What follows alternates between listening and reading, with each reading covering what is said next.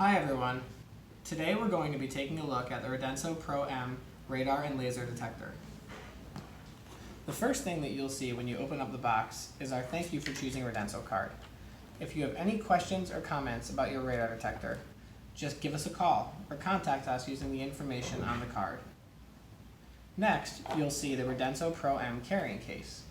This is a hard-sided carrying case that will protect your radar detector no matter where you take it.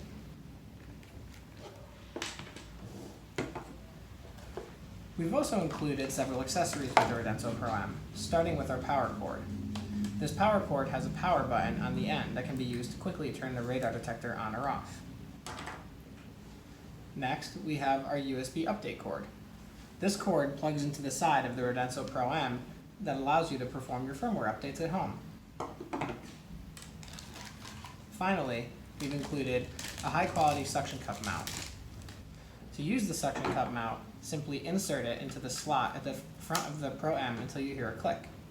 To remove it, depress the button on the top of the radar detector while pulling firmly.